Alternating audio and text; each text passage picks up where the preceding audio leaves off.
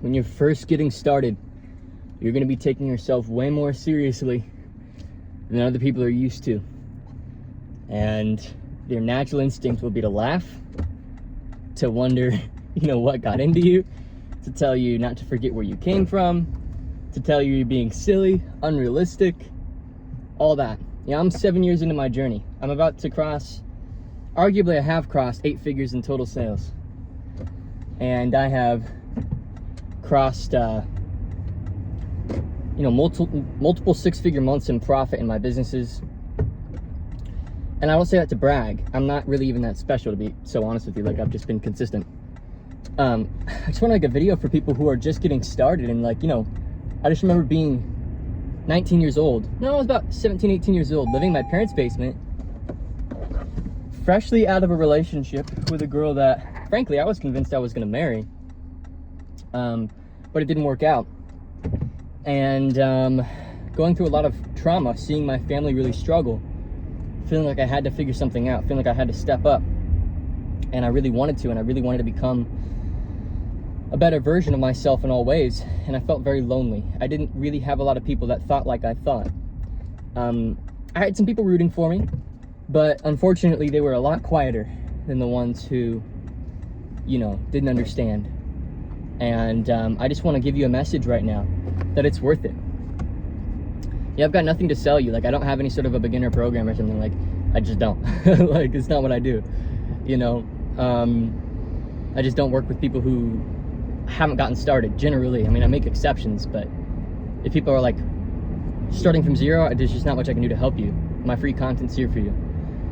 But I want to tell you that it is worth it. I was that kid. I was that young man experiencing the isolation and loneliness that comes with thinking bigger than your circumstances. I know what that's like, and I know how painful it is to be so convinced in your own head that it's possible, and then looking around and having no evidence of it. The level of delusion that you have to have at that stage is almost obnoxious, And I was obnoxious. I remember saying things like, I'm not even gonna finish high school. I'm just gonna get right into it. And I remember, and I don't blame them at all. Even my own mom kind of making fun of me at family parties and stuff, being like, oh, this is my little high school dropout. And I was just like, oh my goodness. It felt like nobody really understood what I felt like I was onto. And I don't blame her, by the way. One of the first things I did when I made my first $1 million was buy my mom a $20,000 watch as a thank you. So, I don't hold any grudges, honestly. I let go of stuff because I can understand that people don't understand. They just see reflections of themselves in you. They don't see you for who you are.